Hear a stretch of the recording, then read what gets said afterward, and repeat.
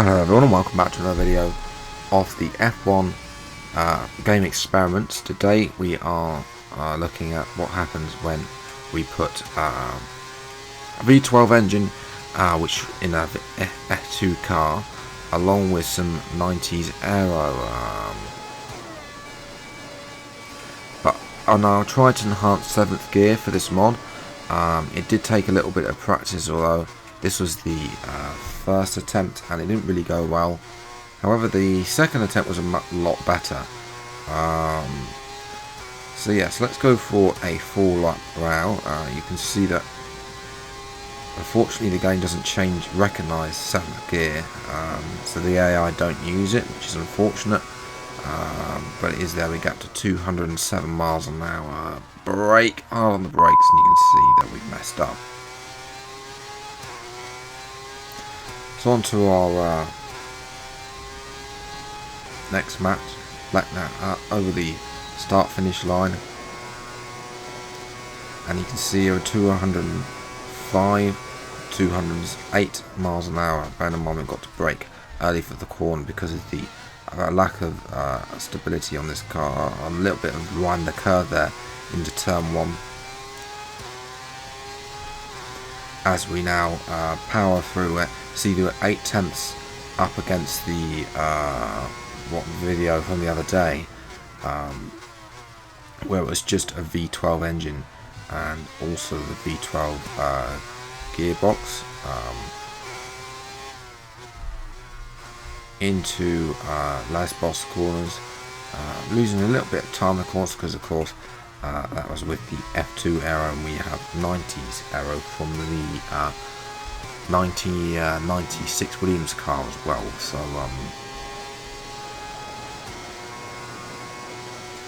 yes, but 1.2, you can see there the 7th gear is really what's making the difference here. As I say, but then we lose a little bit in the corners, so we would be slower at places like Monaco, but faster than on places like Italy. So would there be R&D in an F2 sort of career mode, then we would have been up to that. That's the line it's going to be on. We're going to cut 130.7. So here we are on the grid now for I know what you can do. Don't let me down. our little race. Okay,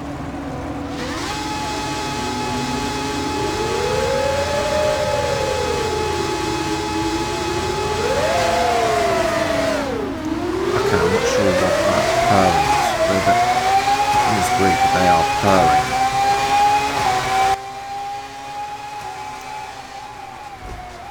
I don't know what it is. Oh, good lord, that's going to have to be well, that's gone so well with turn 1. So well. Okay, let's have another go. The engine, I'm not sure, I've only added 7th gear. There shouldn't be anything to do with the engine noise, but the engines have changed to V12 some, which is quite nice to see. It's been an excellent start, and this is on 1.12 as well, where before the new starts of 1.15. See what we can do around the outside of Ragnar Nathan, the world's worst F2 driver. See what happened here. There's a yellow flag in the background. We're on board with our teammate Tatiana Calderon, the only female driver in Formula 2. Should really change. She gets forced off the track by Ragnar Nathan, of course. Partially my fault, but there was there. Oh, yeah, the noise is there. Up to this dive bomb on Sergio Setta Camara. Get it in for Luca Giotto, who's now left for sports cars. The Italian driver on home soil here, because we ideally get into 8th place, and then because the way it works in Formula 2, for those of you who do not follow Formula 2, there's a feature in a sprint race, which we'll be doing today. Sprint race, there is no qualifier for the top. It's basically the results of the feature race, which is what we're doing now, which has the full points. and basically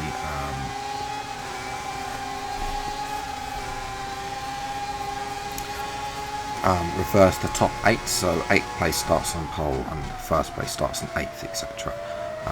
So yes, it would be really good if we could get 8th place.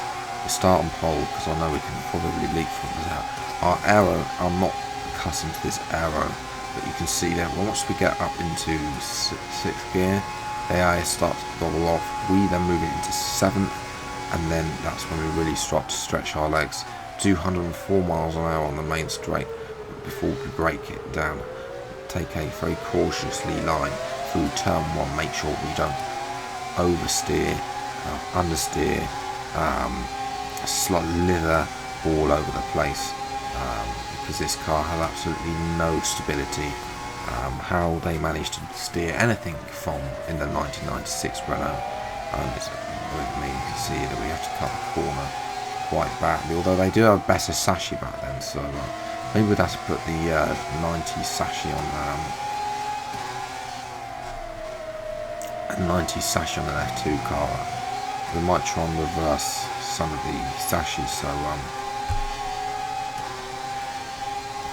I don't know. Yes, down the second DRS rate, 201 miles an hour.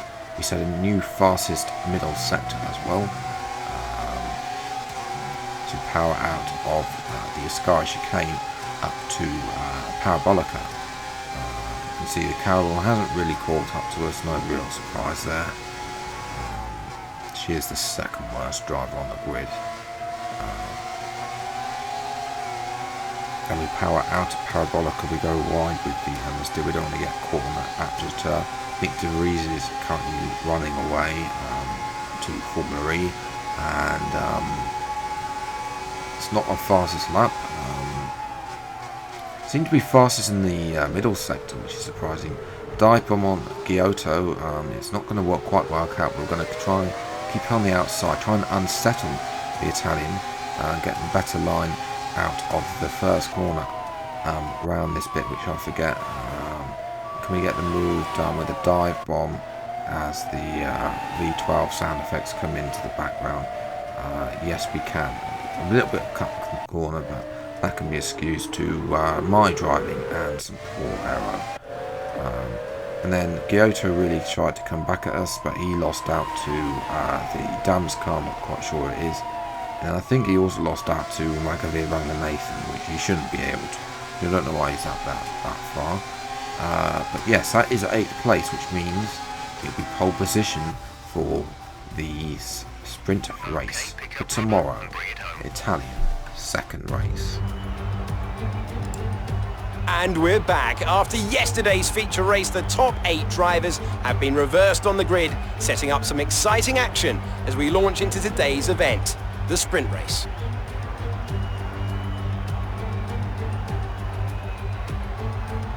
In the commentary box for the big race today, I'm Alex Jakes, and joining me once again, it's Davide Valsecchi. Davide, as well as being the 2012 GP2 champion, you also have experience as a test driver in F1. What would you say are the biggest differences for people fresh to the world of F2?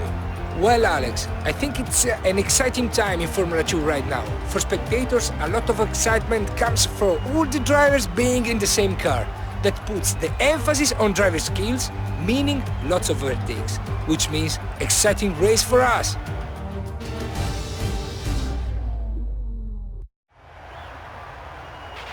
Okay, here we go. I know what you can do. Don't let me down. Thank you, Jeff. And here we are on pole position. 3 laps of leading pole position. We've got Schumacher and Delatraz who are lining up behind us, and that was a very quick 5 red lights. In actual fact, it's been a lightning start compared to what we usually have in F1 2019 under the, or they have changed it for 1.15, I should mention. So that's one of the 257 million things that Codemasters need to fix in F1 2019. I don't know who at Formula 1 decided that they should have extend their contract of 2025, but there we go. And it's actually quite a very easy race because we had the 7th gear. The AI aren't really using using that 7th gear, so if you want to race the AI with 90s AERO, then don't use the 7th gear, otherwise, because they won't be using it. You can see that 205 miles an hour. When we finish the race, we will be doing a speed test to see the ultimate speed with obviously running 1.1 AERO. You can see here that we're stretched through the shorter sections where we don't get up into 7th gear. The AI do catch it, so they have that advantage, as they tend to do when the car is a bit more unstable for the player, as you'd naturally expect. As you can see, Schumacher and Delatraz. Schumacher's getting very close to us now. He's actually going up the inside, but we move into 7th gear, and crucially Schumacher has nothing to ask for us. We defend the line into Parabolica, try and get the best line possible out of Parabolica and up to the finish line, get it accelerating through all the gears as soon as possible.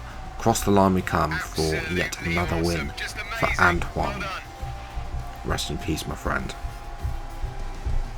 Who would you say was your driver of the day? Probably Jade Aitken. You know, So yes, P1, fastest lap as well, so that's 17 points, thank you very much. Thank you for joining us, and I'm sure you'll agree it was a great race and sets us up nicely for the next installment. Yes, Magavir Ranga Nathan somehow managed to finish 11th, just behind Nick De Vries. Don't know how, did he pay the other people off? Calderon was last as expected, so yes. And here's the speed test for you. 1-1 rings. Lowest I've lowered the ride height as well. 211, 212, 213 miles an hour was the highest that I managed to get. Can we get back up to there? Or do we need the OS to be able to do that? Straight line this, corner cut. No, lost speed. So yes, that's going to be it for today's video of F1 Game Experiment. If you enjoyed, leave a like, subscribe to the channel, you see more F1 2019, excuse me, Game Experiments. I forget what year it is. Yes, there is quite a lot of stuff that needs to come to the channel. We'll explain that in the video later. But until the next video, I'll see you next time. Take care, thanks for watching, enjoy your day, and goodbye.